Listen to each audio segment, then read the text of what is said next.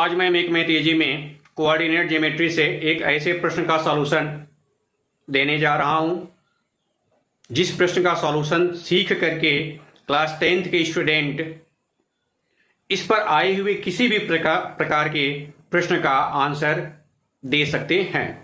तो आज का हमारा क्वेश्चन है, are points A -4 -1, B -6 3 and C 2 7 in a line. If not, number 1, area of triangle ABC, area of triangle PQR, where P, Q and R are the midpoints of AB, BC and AC respectively.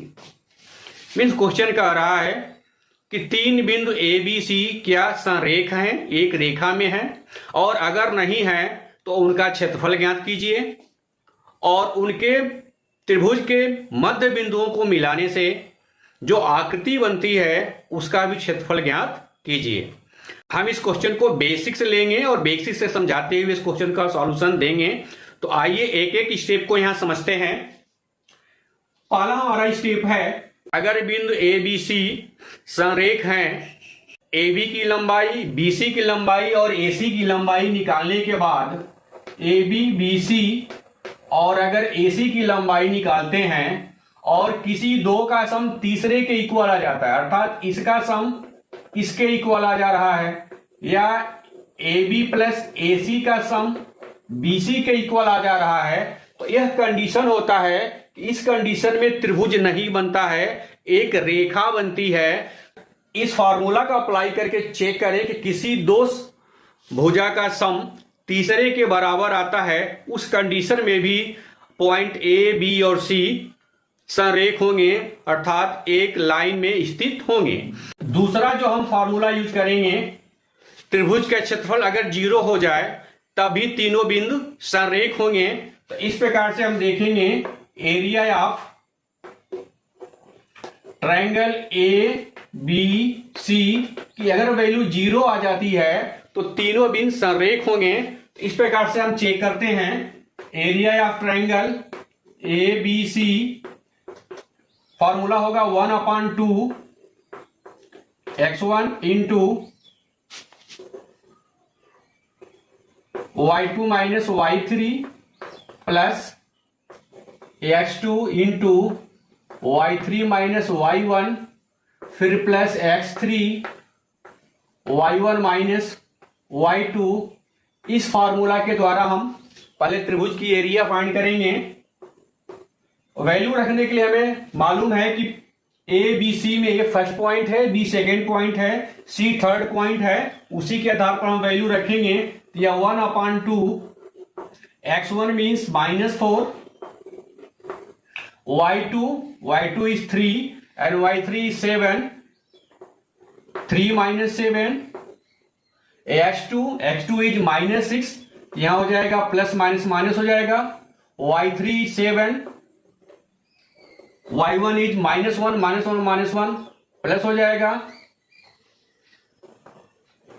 और x3 2 plus 2, y1 is -1 and y2 is 3, -1 -3। Simplify करेंगे, 1/2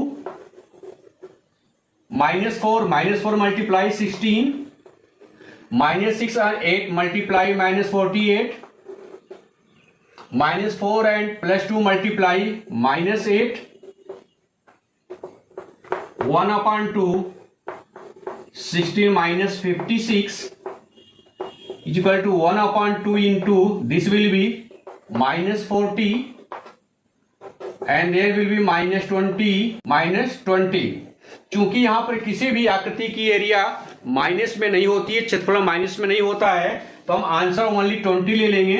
इस प्रकार से area जो find होगा वह 20, unit नहीं दिया है तो इकाई स्क्वायर या मात्रक स्क्वायर हम लिख लेंगे। इस प्रकार हमने देखा कि त्रिभुज का क्षेत्रफल 0 नहीं आ रहा है, अतः हम कह सकते हैं कि बिंदु ए बी सी संरेख नहीं है और उनका क्षेत्रफल हमने फाइंड किया।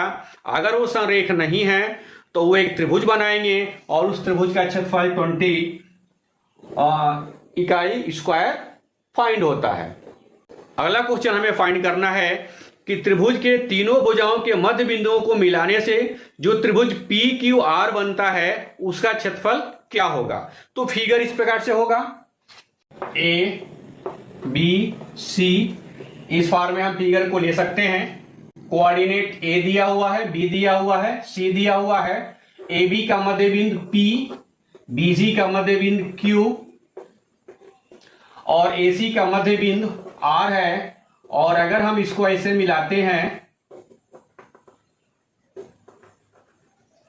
तो इस प्रकार पी क्यू आर हमें पुनः त्रिभुज फाइंड होता है और हमें पी क्यू आर की एरिया फाइंड करनी है। अब इसकी एरिया फाइंड करने के लिए ए बी के कोऑर्डिनेट से पी के कोऑर्डिनेट को फाइंड कर लेंगे, दो बिंदुओं के फार्मूला से, इसको भी उसी फार्मूला से फाइंड कर लेंगे, इसको भी उसी फार्मूला से फाइंड कर लेंगे और पुनः अभी जो त्रिभुज का फार्मूला हमने त्रिभुज का एरिया फाइंड करने का फार्मूला यूज किया है उस फार्मूला के माध्यम से त्रिभुज पी क्यू आर का क्षेत्रफल फाइंड कर लेंगे। दूसरा ये फाइंड कर सकते हैं कि ए बी बी सी और ए सी की लंबाई को फाइंड करके हेरान फार्मूला के माध्यम से भी हम त्रिभुज के क्षेत्रफल फाइंड कर सकते हैं। उसी प्रकार से पी क्यू क्यू आर और आर पी की लंबाई को फाइंड करके भी हम पी क्यू आर का क्षेत्रफल फाइंड कर सकते हैं, चाहे हेरान फार्मूला लगाएं या अगर वो त्रिभुज समकोण त्रिभुज बनता है तो 1/2 इंटू बेस इंटू हाइट का फार्मूला यूज करके भी हम फाइंड कर सकते हैं। लेकिन अगर हम ज्यामिति मेथड से देखें तो ये प्रमेय होता है कि किसी भी त्रिभुज के मध्य बिंदुओं को मिलाने से जो त्रिभुज बनता है उसका क्षेत्रफल बड़े त्रिभुज के क्षेत्रफल का 1/4 होता है। तो त्रिभुज ए बी सी का क्षेत्रफल, त्रिभुज ए बी सी का क्षेत्रफल हमें 20 यूनिट दिया हुआ है। तो हमें त्रिभुज एरिया त्रिभुज पी क्यू आर का क्षेत्रफल निकालना होगा। इसके क्षेत्रफल का चौथाई 1/4 हो जाएगा, यह हो जाएगा 5 इकाई स्क्वायर। तो इस फार्मूला के माध्यम से भी हम त्रिभुज पी क्यू आर का क्षेत्रफल फाइंड कर सकते हैं और वह क्षेत्रफल होगा 5 इकाई स्क्वायर। इस प्रकार से जितनी भी प्रकार से हम त्रिभुज के क्षेत्रफल फाइंड कर सकते थे या तीन बिंदुओं के संरेख होने के दोनों कंडीशन को मैंने यहां बताया है। तो आज का टॉपिक हमारा यहां पर समाप्त होता है। आई थिंक कि आज की वीडियो में एक एक कंसेप्ट आप सभी लोगों को अच्छे से समझ में आया होगा। जिसका कैलकुलेशन मैंने नहीं किया है वो खुद आप कैलकुलेशन करके इसकी वैल्यू को वेरीफाई कर सकते हैं। अगर आप चैनल पर नए हैं तो चैनल को सब्सक्राइब कीजिए और वीडियो को लाइक और शेयर कीजिए तथा कंटिन्यू वीडियो को देखने के लिए हमारे चैनल के बेल आइकन को जरूर दबाएं ताकि नेक्स्ट वीडियो का नोटिफिकेशन आप सभी लोगों को सबसे पहले मिल सके।